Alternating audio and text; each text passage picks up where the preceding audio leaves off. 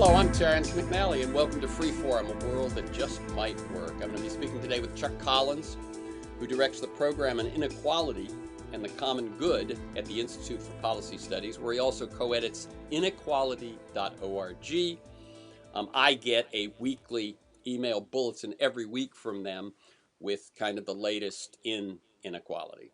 And you can learn more at inequality.org. The show airs on KPFK 90.7 in LA, streams weekly on the Progressive Voices Network on TuneIn, and podcasts are available anytime, anywhere on Apple Podcasts, most major podcast sites, and at my site, terrencemcnally.net, TERRENCEMCNALLY.net.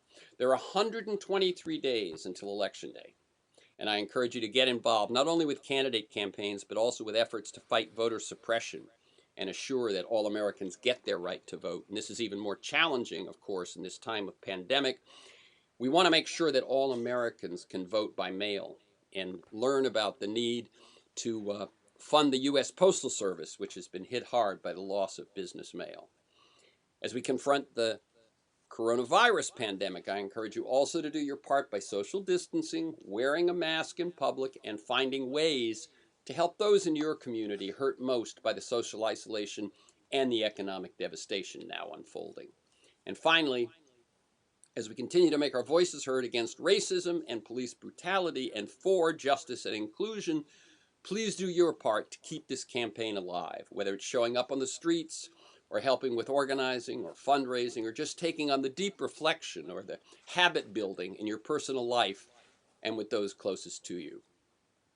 Now to today's conversation. This morning's Guardian of London featured an article. The title was "The U.S. has the most billionaires in the world, but here's what it doesn't have." It turns out there's this organization called Wealth X, and they put out an annual census of billionaires.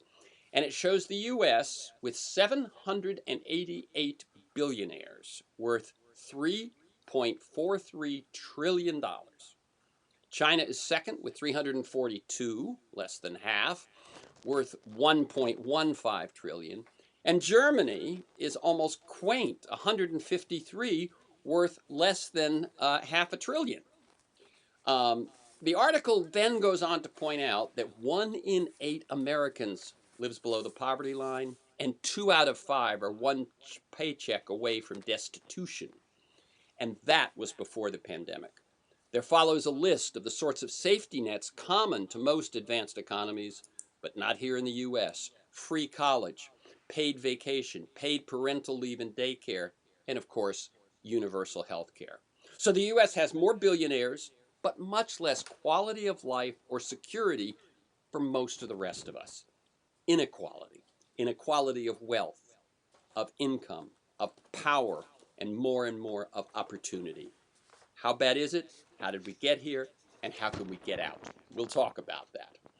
In 1986, at the age of 26, Chuck Collins, the great-grandson of meatpacking giant Oscar Mayer, gave away his trust fund.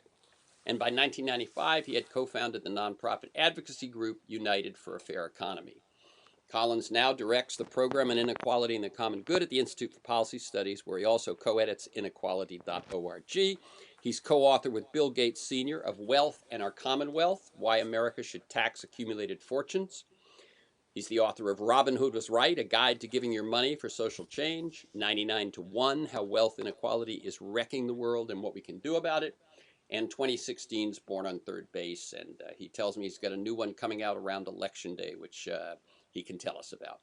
Welcome again, Chuck Collins, to Freeform, a world that just might work. And let me tell people that we're recording this conversation Friday, July 3rd. Thanks, Terrence. Great to be with you. Okay. First of all, how are you doing?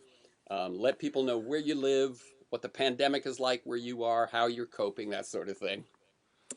I'm in Boston and New England, and personally, I'm doing well. I have a couple of children who are out there on the front lines, one scooping ice cream and one working as a librarian in Arizona, which is a troublesome place to be right now in terms of the pandemic. But so far, we're hanging in there, keeping our spirits up, and I'm finding that the work that we've been doing on inequality is more relevant than ever, and that's very oddly energizing to be working on issues of racial justice and economic inequality right now. Yeah, yeah, yeah. You can feel a bit more headwind uh, behind you, filling your sails. For sure. I mean, I've been looking at these issues of economic inequality and the racial wealth divide for about 25 years, and I think the conversation is rapidly shifting.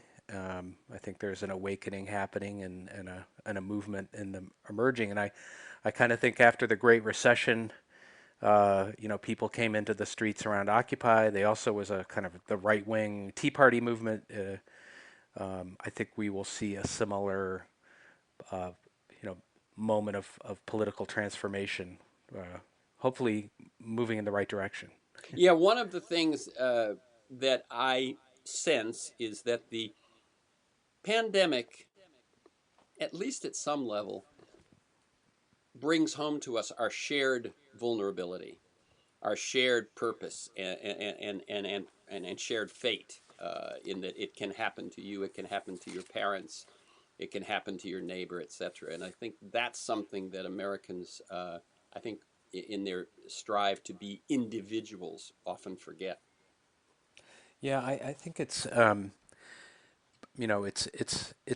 moment where we can connect and see our interconnection, and actually the thing that's most troubling to me about watching sort of billionaire wealth surge while people are losing their jobs and losing their livelihoods and losing their lives is it really undercuts any kind of sense of unity and solidarity.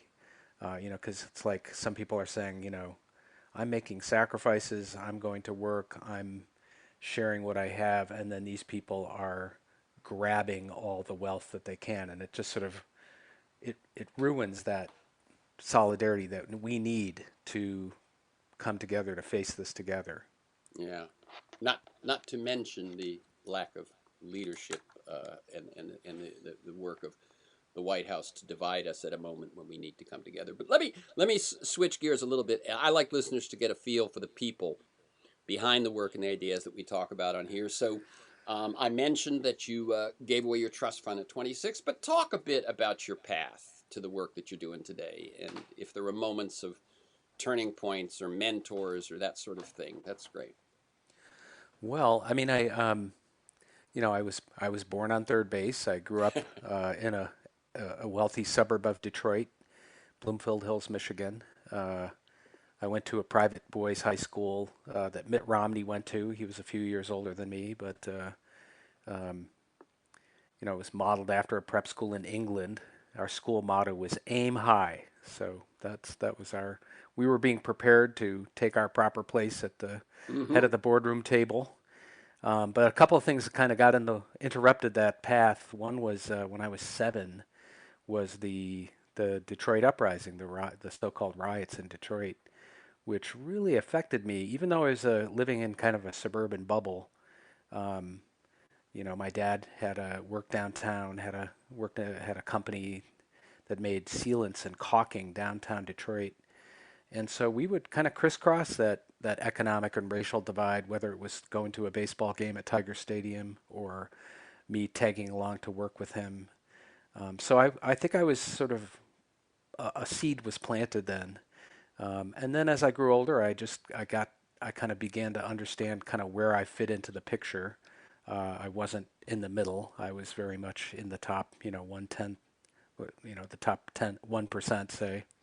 Um, and then my first job really, even before I went to college, that was, got me out of the house, was working with tenants in public housing, and then later working with mobile home park tenants and tenants trying to buy their buy their buildings and buy their mobile home parks and own them as cooperatives. So people really took me by the hand and showed me that there's a good life, there's a sense of solidarity when people come together uh, to improve their own circumstances, and I really began to understand how much advantage I had. I began to believe that too much inherited wealth is actually not good for us individually. It's also not good for society to have people who multi-generational dynasties of wealth, if you will. And so when I was 26 and got control over the funds that I had available to me, I decided to move them along, sense of not out of a sense of guilt, but just out of kind of wanting to make my own way, um, which is a complete myth, by the way. I thought I'm going to give this money away and I'm going to become, ordinary Terrence, Chuck, Joe, whatever. Right, right. You're going to Um, even the field right there with that one action. yeah. And what lo and behold, did I understand the 101 other ways in which advantage was flowing my way, multi-generational, racial advantage, growing up, in a family with access to credit and home ownership and good health care and all, yeah, just a whole package of advantages that have effectively made me, given me a tremendous head start in life. Hmm. And you then went on to start some organizations. And how did you end up at where you are now, and the specific work you're doing these days? Well, I worked for 10 years doing affordable housing work that I described.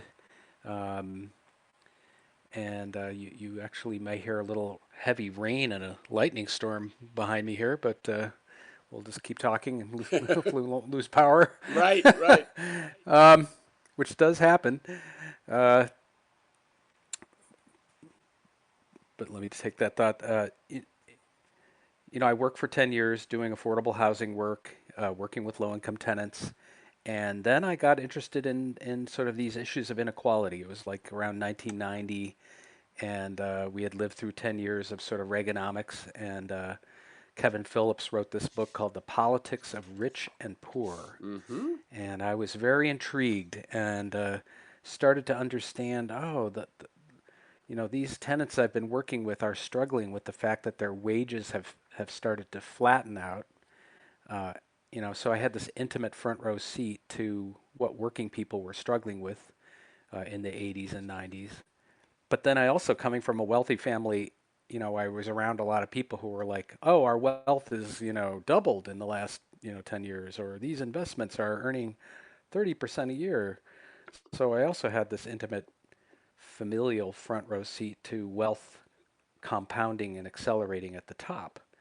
So I've always looked at inequality from both what's happening to people at the bottom, but also and also the middle, but also from my own personal life experience, what's happening to the wealthy and the super wealthy. So that got me really interested in these issues of inequality, and I co-founded a group called United for a Fair Economy in 1995 to draw attention to these inequalities, and they continue to do great work. In 2006, I went to the Institute for Policy Studies and founded this program on inequality. And I've been doing research on different ways in which inequality touches us, particularly the racial dimensions, the racial wealth divide, how that plays out, why that's come about, what we can do about that. So all things related to inequality are is what I've been up to. Right. I didn't realize it was 14 years. That's a good half career there. Um, as that article that I referred to in the introduction makes clear, the U.S. has a small number, I mean, larger than any other country, but a small number of enormously wealthy individuals and a huge number of people struggling.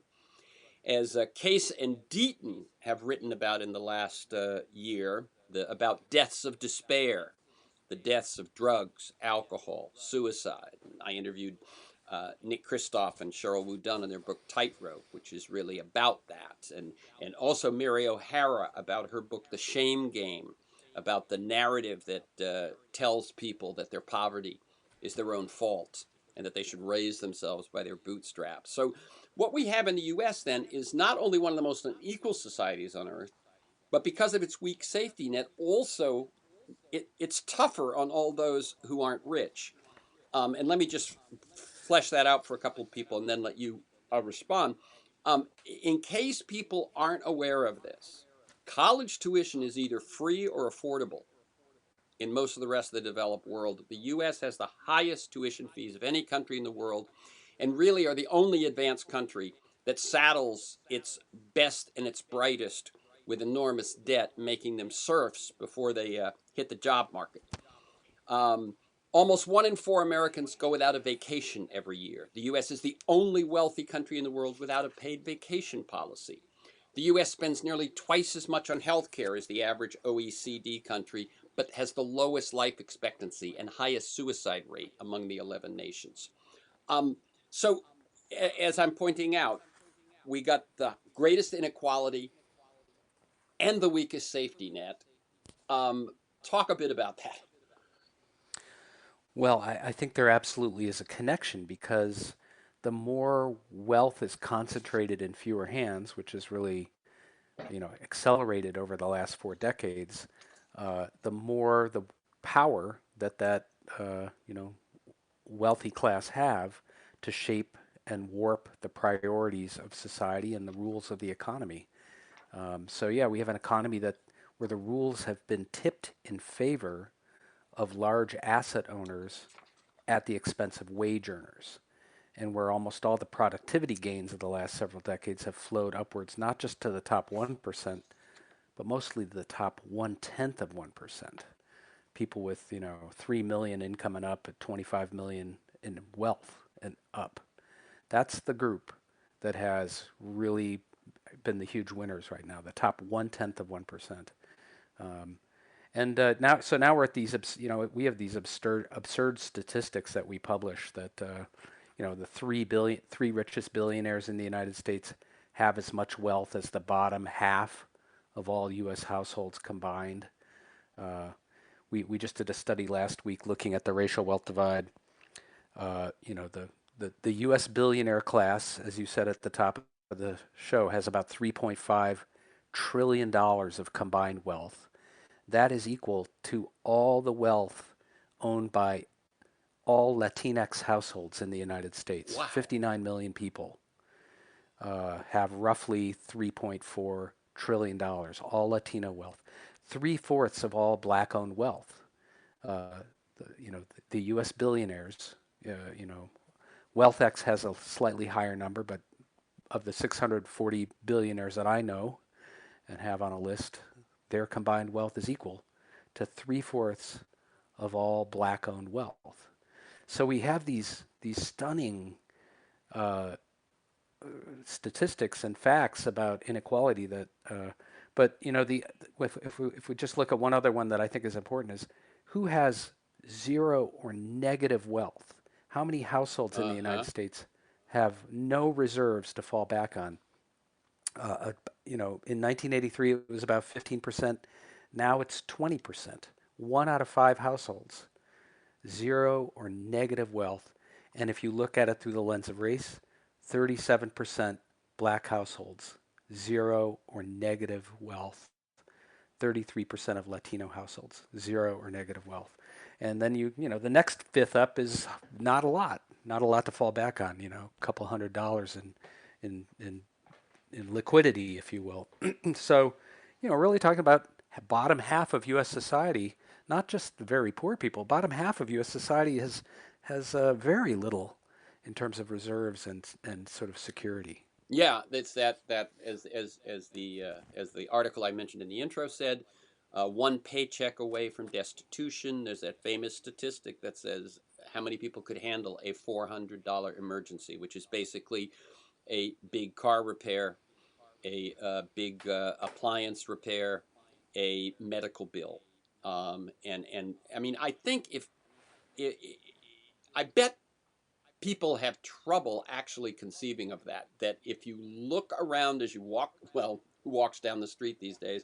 But as you look around, 1 out of 2 um, are in that position, basically. A little less than 1 out of 2. That almost every other person that you can see in this country um, cannot afford an emergency. Yeah, the English have a new class category. They call it the precariat, Yep, yep. the precarious class, and I think that describes, that huge segment of U.S. society. Half of our neighbors are part of this precariat. Um, Yeah, and one thing I want to say, and we're going to go into some of what's happened specifically with the pandemic, with race and so on. But setting this foundation, inequality is about money. But as you pointed out when you said why, why it can be this outrageous and why there is no safety net, is that it's about more than money. It's about power. It's about voice.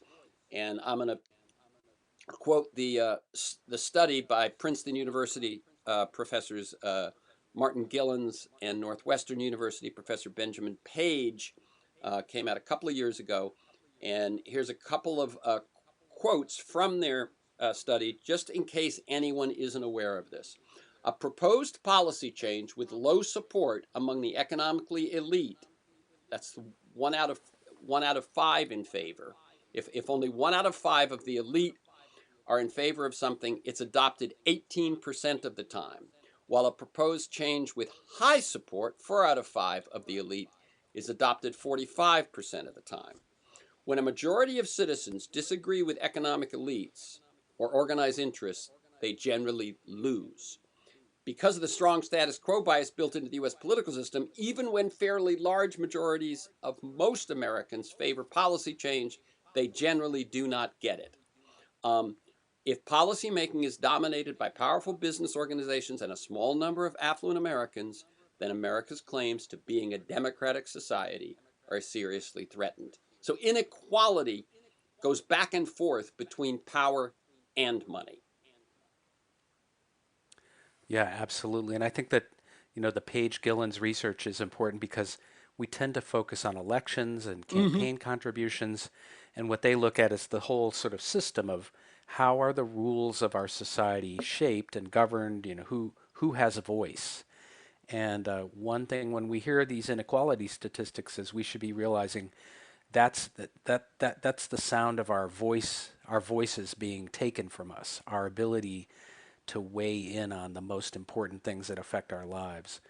It's our voice and power that's being depleted and usurped by these concentrations of wealth. And that, the definition of an oligarchy is a society where you have a, a society ruled by a small group of wealthy people who pretty much dominate the decision making and rule making process. And if we're not there, we're heading there quickly.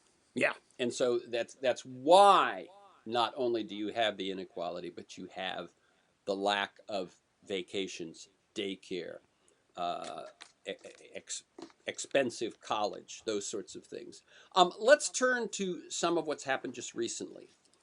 In the 14 weeks between March 18th, this is from your work with IPS. In the 14 weeks between March 18th and June 25th, so this is right up to date, over 46 million people filed for unemployment, and US billionaire wealth surged over 600 billion.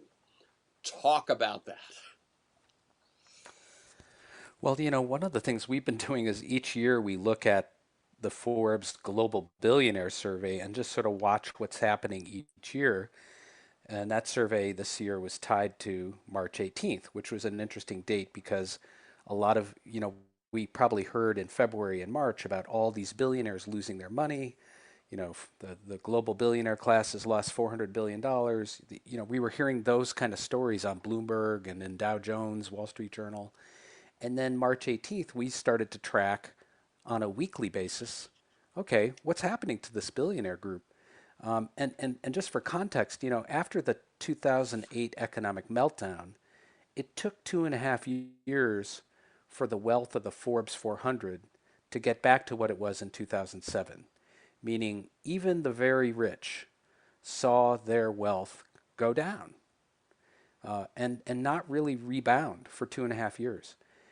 In this case, we're seeing a situation where the wealth of the billionaire class is surging. And there's now we know obviously that the Wall Street and the stock market is delinked from the real economic reality. But in this case, there's almost sort of like a pandemic profiteering aspect to this that the economy is wired and the rules are tipped so in favor of the billionaire class that it's like heads you win, tails I lose. It's like it's always going to work out in your way, and that doesn't mean that there's some billionaires that have lost money, and if you own an airline or an Hmm. oil and gas company, you maybe not be doing so well right now, but overall, these 640 billionaires are seeing huge gains in wealth, and it's delinked from the real reality of the pandemic for most people. Let's talk about that delinking because I know it's insane. I believe that this quarter that just ended, June 30th, was the most successful quarter for the stock market since 1948. And yet, we are in the worst job situation since the Depression. How how can it be that disconnected? I'm sure you've thought about this a lot. Well, there's it even is stunning to me though, Terrence. I mean, when you think about that, how is it that during this moment the market is doing, and part of it is that the market is a casino. It's speculating on the future.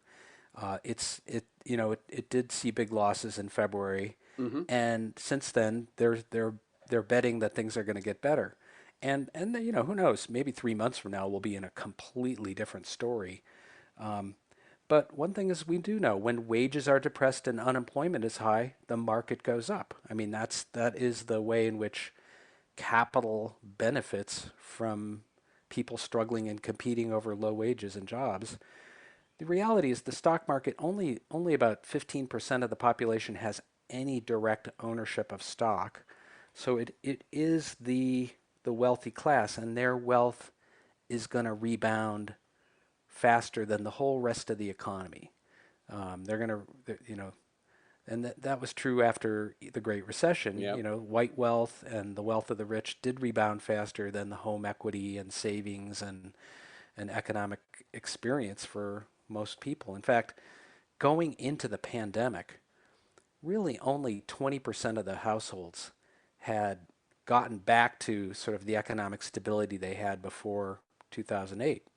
So a lot of people went into the pandemic with a hangover from the last recession, just finally Mm-hmm. getting their Mm-hmm. their feet again, Yeah, one specific economically. group, Chuck, that I've talked about and read about is people who were just entering the job market coming out of that recession, and the same thing will probably happen coming out of this one. Is that you've just finished Mm, college, you've got your debt, you come in when there's nothing available, and it may take you a decade to catch up. it's a and it's going to be a double whammy for that generation of college graduates that came along 2009, 2010, Yes, because now they're and getting now it they're at again this. 10 years into their Yeah, they're careers. starting to form Uh, households, and they're yeah. maybe hoping someday to own their own home or whatever. And it's just like, yeah, no, I'm I'm in my I just turned 60, but I'm just feeling it for my Hmm. all my kids who are in their 20s, and just trying to get on their journey. So, so we talked a bit, but I'm going to ask one more time about this because it we hear it over and over again, and I think it's not. We don't hear it because it's a cliche. We hear it because it's true that ultimately, the U.S. economy or any economy ultimately depends on consumer spending. That if people are not spending, all the rich people's yachts will not make enough difference. So when they look at what's happening right now, is it just that you got to put your money somewhere? And so you put it in stock. I mean, as you said, it's like when there's lots of job losses, then people assume that the labor market will that wages may go down, and they were just beginning to edge up. They took forever to begin to come up since the Great Recession, but they were edging up over the last couple of years. I understand that, but since, as I said, the ultimate strength of the economy depends on households spending money, um, why doesn't that matter? Well, I think it does matter. I mean, and I think it's one way I think about it is there's sort of the casino speculative economy, and then there's the real economy Mm-hmm. of goods and services and commerce. And the real economy, the health of the real economy, very much depends on the well-being and economic capacity of everybody. You want, everybody does better when everybody does better in the real economy, whereas this casino economy is sort of it's where there's sort of more high-level bets taking on speculation, anticipation of the future. I mean, here I think we've been living through. I call it like the juiced economy. Mm, It's like we're a runner and we've already run a marathon, and now they're just giving us adrenaline shots so we can run another marathon. And we've had interest rates at zero. We've had basically, yeah. quantitative easing, interest rates low. We now have these tax cuts, which are all about borrowing from the future and injecting, spending power into the economy um, to stimulate the economy. But it's not sustainable. And so all of a sudden we hit this pandemic, and it's kind of like the mask has been torn away, Mm-hmm, and we mm-hmm. see the abilities, the lack of, and how inequality it backfires on the economy. And in the end, if low and middle income people don't have spending power and the ability to participate in the real economy, it's going to even affect the casino economy. It's going to have an economic downward effect. So yeah, I think we're it's kind of unreal, Mm-hmm. and in a way, the extreme inequalities that we now are experiencing and seeing and how it plays out, that's really, unfortunately, the real economy in its most tattered state. Mm-hmm. And if anything, hopefully it will encourage us to say, well, let's rebuild on some different Yeah. fundamentals here, like decent wages, a decent floor, uh, you know, real and public investments in infrastructure and things that make for good communities and healthy commerce. This isn't anti-business. In fact, real businesses, the small business real sector is just reeling. Yeah. So anything we do to help Main Street right now and the real economy is going to help us as we go forward. Yeah. Right. In other words, if we take advantage of this opportunity in a way that I don't believe we did coming out of the recession, um, but if we actually say, maybe it's when you get two hits like this in 10 years, you finally go, well, maybe there's another way to put this thing back together. Let me tell people, this is Free Forum, a world that just might work. I'm Terrence McNally. I'm speaking with Chuck Collins. He directs the program on inequality and the common good at the Institute for Policy Studies, where he also co-edits inequality.org, and you can learn more about his work and get sign up for a weekly email that gives you kind of the latest news on inequality at inequality.org. Let's talk about. Let me just throw out one statistic, and then I want to switch to the conversation. A conversation about race. Um, I looked back at an interview I did with you in 2017, and when you were a guest in 2017, Jeff Bezos, head of Amazon, had just become the richest person on earth. 2017, 3 years ago, with wealth of 90 billion, and now it is over 171 billion. That means his wealth has increased by 81 billion in those 3 years. I just Well, thought and that doesn't even account getting divorced. I Um, you know so if I he and wondered, Mackenzie was were that still married, they'd have 210 billion together. it's just Yeah, insane. Yeah, yeah. right. That he took a huge loss, if you will, in the middle of that. Oh my God. Okay, so the role of systemic racism, and one of the ways that I was thinking about this, Chuck, and I'll let you run with this, but how does inequality affect the pandemic, and how does the pandemic affect inequality? Same, how does inequality affect racism, and how does racism affect inequality? Because there's feedback loops in all of that. Yeah. I mean, one way to I think about it is, well, so extreme inequality was the pre-existing condition Mm-hmm. going into the pandemic. And if we don't kind of change the recovery plan, it will accelerate. It'll be like the pandemic will be an accelerant to the inequalities that, and similarly, white supremacy and the racial wealth divide were another, pre-existing condition to who has suffered disproportionately. So, the color of COVID is very skewed. The black and brown and native people are disproportionately affected both by the virus and mortality. Um, and one way I think about it is the protests in the street are obviously about police misconduct, brutality, but behind that is people's awareness of how this pandemic is playing out racially. And behind that is this multi generational wealth divide that is really where the legacy of racism has prevented households of color from having the kind of security, stability, liquidity, if you will, financial capacity to protect themselves. And so it's one way to think about the pandemic is it's either going to be an accelerant to the inequalities that we're living through, or it will be our transformative moment to come together and say, look, it's time to rewire the economy, stop funneling wealth to the billionaire class. Let's build an economy that works for everyone. We've discovered the heroic frontline workers uh, Mm-hmm. who are, we're applauding at 7 o'clock in the evening. Well, let's have. How about we start with a living wage, universal health insurance, paid family leave. The things that other decent industrial societies have to lift up all low wage workers. That's and I think coming out of this, there was already a lot of support for that kind of program, but I think it will become even stronger.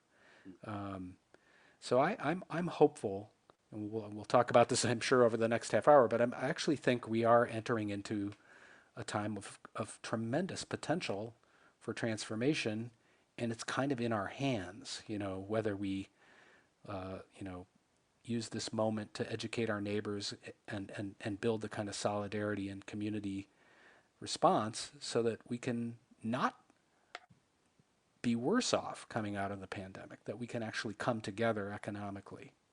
Yeah, I think a couple of things occurred to me as you were saying that. One is all the commercials that we see these days featuring essential workers of one kind or another. Often they're healthcare workers, but they also are the delivery people and the grocery clerks and so on. But the rainbow of colors that you see when you see those faces, I think, is something that I don't think people will unsee, if you know what I mean. Yes. Yeah.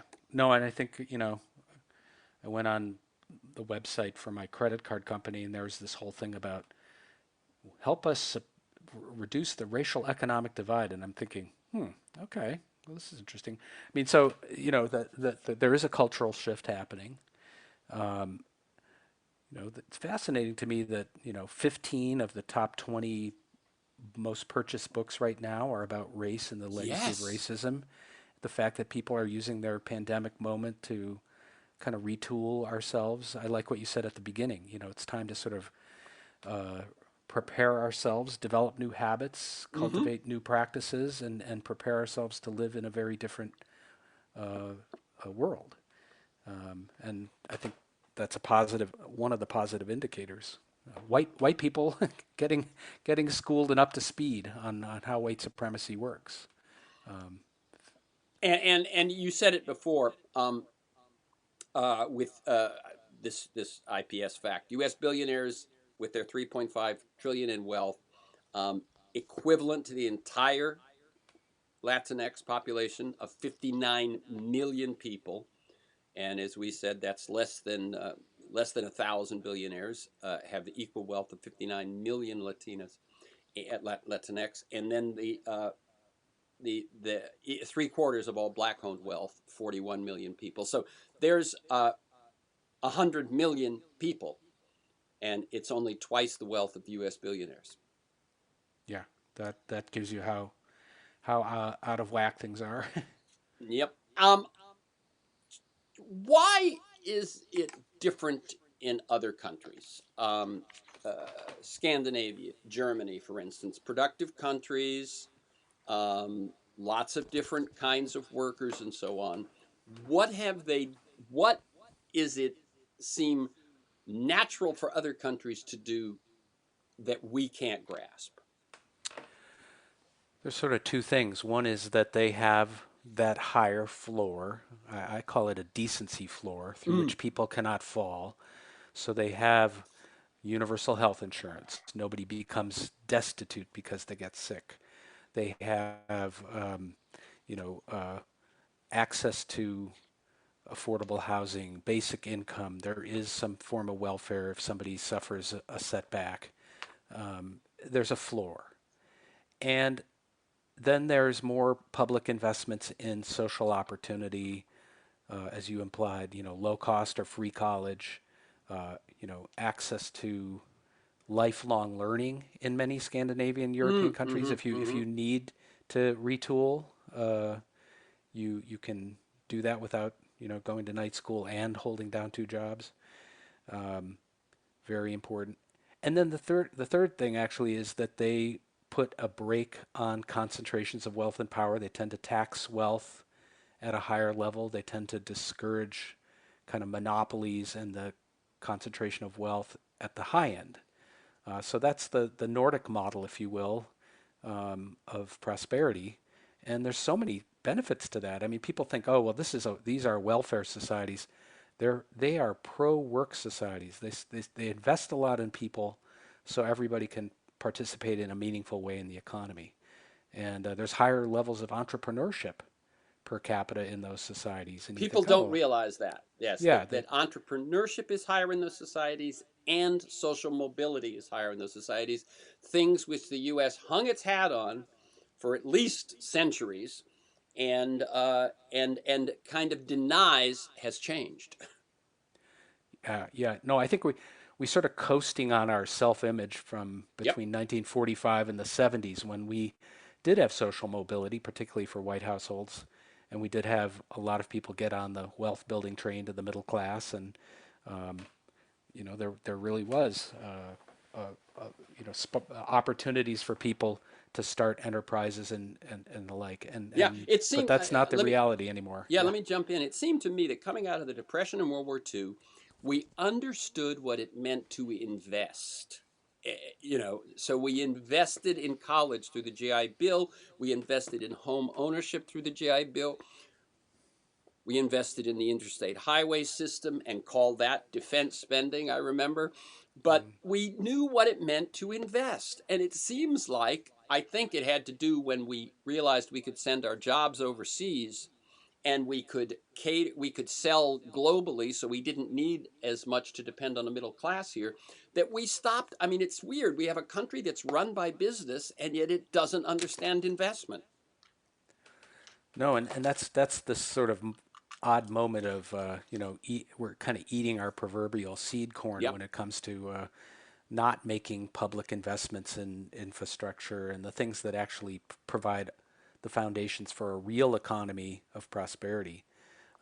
Just on that wealth building and that investment, though, this is where the story of the racial wealth divide is interesting and troubling because the investments in low interest loans for homeowners were primarily went to white households. So we did all these things to help launch white Mm. homeowners, white access to higher education, and it's kind of like we put white households on the express train to Mm-hmm. the middle class, and then when the black and brown Latinx folks show up at the station, there's no train for them, and that accounts for the more recent chapter of the racial wealth divide. But otherwise, Terrence, I would just say we know how to do this. We actually know how to build a shared prosperity economy. We wrote part of the playbook. Oh You yeah, know, well, we most of those other countries, very many of the wonderful social welfare things they do, they learned from us. I actually I think one of Michael Moore's best movies Yes. was the unfortunately titled Where Yep. to Invade Next, Yep. but otherwise it's a brilliant movie about what we could learn and from other countries and what they learned from us Yeah. about building good societies. Yeah. And investment in education, in infrastructure, in health, all those sorts of things. And one of the things that I just a statistic which jumps out at me when we were saying uh, what's different between us and those countries is you said that most of them still have a good progressive tax system. Between 1980 and 2018, billionaire taxes declined 79% as a percentage of their wealth. That's, I mean, taxes on billionaires declining 79% over those 20 years, those 40 years. Crazy. Yeah. Um, let's talk now. We've said other countries can do it. We've said we know how to do it. How do we fix this? We've talked about how it's broken, the evidence. We've talked about how it got broken. How do we fix it? You know, one piece of good news is to realize that the the solutions are wildly popular. You know that 70 to 80% of the U.S. public supports raising the floor, raising the minimum wage, have paid family leave, uh, not having young people be saddled with such levels of student debt, uh, low interest loans for first time home buyers and those who've been excluded from the home buying market. These are no brainers from a broader public point of view. So it just sort of underscores what we talked about earlier, that our political system has been captured by, you know, the billionaire class, by sort of an oligarchy of wealth, and they are blocking a generation of reforms that many people would support. So, No, it's interesting. I often don't make that connection between the Gillens and Page research and this story that you will see in progressive journalism, on a repeated basis, which is that we're not a center right country. The public, the greater population wants these things, but as Gillen and Page discovered, that doesn't increase their chances of getting passed. yeah, I think it's I think that their pressure is building. Let's Yes. put it that way. That there's pressure from below. The health insurance, the fact that we still are this industrialized country that doesn't have universal health insurance, um, the 44 million households that are paying some form of student debt. These are the constituencies for a transformative politics. It may not happen, you know, the minority rule, election stealing, vote suppressing apparatus may prolong how long we reckon, but ultimately the pressure is just going to keep building because the quality of life is deteriorating for so many people, including the white middle class, you Yeah, know, I as a think one thing you pointed constituency. out there is a thumb on the scale, as it were, which is that when you look at, well, the public wants this, but it never gets passed, you then have to look at the role of the Republican Party. We haven't mentioned parties, but the role of the Republican Party in basically realizing that their only opportunity right now, given what we've said about the public, is minority rule. And that they have looked at the Constitution, which is a fairly weak document, Mm, leaves a lot of room for things that people just didn't think people would do. Um, and so you end up with voter suppression, you end up with gerrymandering, and basically you can have, as we have in many state legislatures, in the Senate, in the Electoral College, minority rule, which means that there's this lag between the energy of the American people and the actual results. I think you said it better than I could have, and I, you know, I think that the it also creates an opportunity. You know, I love the history of how Social Security came about. It wasn't because FDR woke up one morning and said, "Oh, you know, I think we should create a universal retirement program during the Depression." It was because this doctor from Long Beach, California. You'll like this story as a Los Angelan. Well, I actually Uh, moved to Long Beach 2 years ago. I live in Long Beach. okay, well, so Dr. Francis Townsend wrote a letter in the Long Beach newspaper calling for a universal retirement program during the Depression that would take older workers out of the workforce, open up Ah, jobs for younger workers, on the condition that they spend that monthly amount of money that they get in the economy so that there would be a stimulative effect. Next thing you know, this is like 1932, 33, there are thousands of Townsend clubs in every congressional district. Uh, it's a grassroots movement, um, and every congressional district has somebody, meetings with their congressional representatives. We want you to pass this Townsend Act, and that became the social movement that created Social Security. And you can imagine the same thing for student debt oh my and God, yes. universal health And universal insurance. health care. Every congressional district has an active, engaged leadership group that's organizing and pressing forward on that. And soon people start to win or lose elections based on, are you with us or are you not? And that's the sort of uh, you know vision that I can imagine. What a bottom-up transformative politics looks like. It doesn't deal with some of our challenges around democracy, but Hmm. it certainly uh, has possibility. So there you go, Long Beach. We're counting on Long Beach. Great. When are you gonna write our op-ed that will inflame the nation and inspire? Yeah. I'll tell you one thing. It is interesting to have lived in Los Angeles, the city as well as the county. Long Beach is part of the county of Los Angeles, and to move to Long Beach, it's very interesting how Long Beach is nearly 500,000 people, which in many states would be the largest city. Oh my gosh, yeah. And here, I think the population is about equal to Atlanta. Um, That's as and many people have moved out of St. Louis in the last 20 that's right. years. That's right. Um, and yet, it has much more of a small town feel um, than Los Angeles did. My contacts with my city council person and my mayor are, I mean, and Garcetti's quite available to the public and so on, but it's very different here, and it's it's it's fun. You wrote a piece recently with some of the recommendations to ensure that the pandemic didn't lead to a further concentration of billionaire wealth and power. A pandemic profiteering oversight committee, corporate transparency act. Talk just a bit about that little platform. Yeah, during World War II, Harry Truman made his career by convening a committee that oversaw war, investigated war profiteering.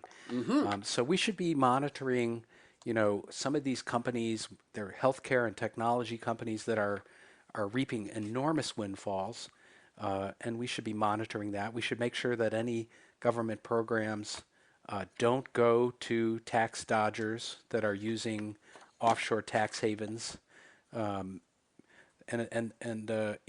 there's a really interesting right at this moment. There's an effort to repeal what we call the millionaire giveaway, which was part of the first stimulus bill. Mm-hmm. A lot of subsidies going to wealthy individuals. So part of it's just really good oversight to make sure all these trillions of dollars are going to lift up and not worsen Mm-hmm. inequality.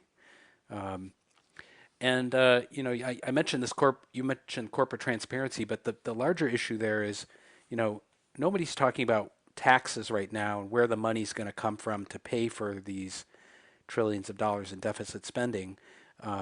Probably no one will talk about it till after the election.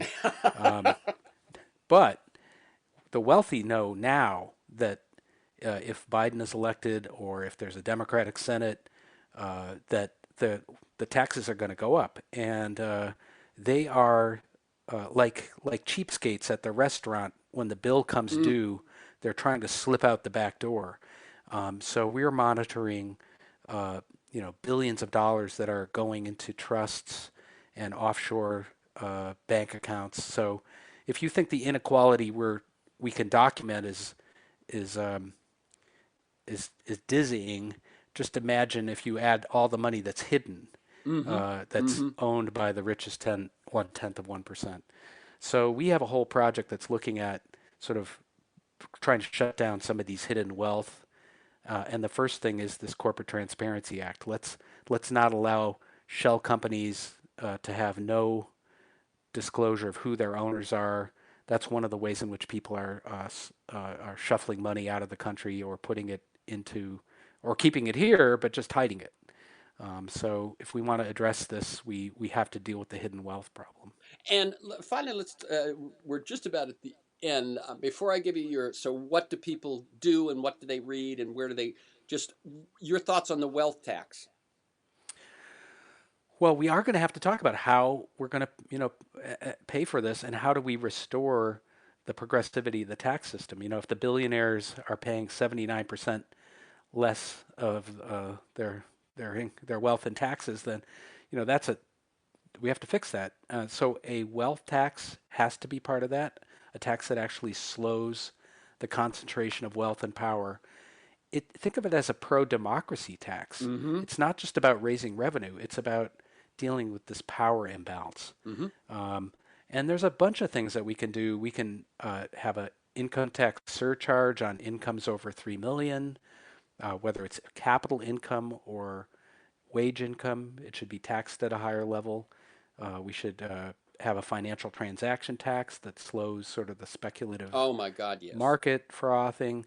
I could identify a couple $1 trillion of revenue that would mostly come from the top 1/10 or 1/2 of 1% of the richest people in this country who've gotten a free pass for the last couple decades. Right. In other words, wealth tax, that one entity is one thing, but there are lots of ways to do this. I definitely think the transaction tax is how that has not happened, is amazing, because it would cost almost nothing. The slightest percentage on every transaction could take care of education in this country for everyone. Finally, we got about another minute. Where can listeners learn more? What's the websites? What's the whatever it is that you would say, if this has affected you and want to do something, here's what you can do. Yeah, I mean, I would encourage people to just check out our website, inequality.org. Sign up for the weekly newsletter that Terrence mentioned at the top of the hour, just about, we try to tell the stories of what people are doing, what the campaigns are, where the signs of hope are, what the stories of horror are. We also even try to have a little bit of humor facing these issues of extreme inequality. So check out inequality.org. You will find book reviews, you'll find lists of resources and other websites. I also encourage people to check out Americans for Tax Fairness, because so much of what we have to do is sort of build an understanding around fair taxes and how we're going to restore that tax system. So check that out. And I have a book coming out this fall called The Wealth Hoarders, How Billionaires Pay Millions to Hide Trillions. So hopefully we can talk about that, this whole problem of wealth hiding and how that affects inequality. Absolutely. And one other book that I'll throw out there that you and I have talked about in the past was The Spirit Level. It's an interesting book by Wilkinson and Pickett, and there are a couple of epidemiologists actually who studied 30 years of data all across the world and found that where countries have the greatest inequality, it is worse off for everyone, including the wealthy. It's a fascinating window into all of this stuff. So you can learn more at the Institute for Policy Studies and inequality.org. For this conversation and many other interviews and articles, and to join me in pursuit of a world that just might work, go to terrencemcnally.net or aworldthatjustmightwork.com. A World That Just Might Work is one word. They're the same website. If you want to receive my weekly email announcement telling you who's going to be on, what we're going to talk about, plus 8 to 10 articles that flesh out the conversation, sign up at my site at terrencemcnally.net or email me at temcnally@mac.com. You can also subscribe and listen to the Freeform podcast at Apple Podcasts and most podcast sites. You can find years of podcasts at my site or at those sites. Michael Lewis, Jeremy Scahill, Naomi Klein, Robert Reich, Van Jones, Connie Rice. You can follow me on Twitter at McNally Terrence. Thanks to George Vasilopoulos at Progressive Voices, and most of all, you, my listeners, please share this podcast widely. And finally, thank you, Chuck Collins, and keep up your good work.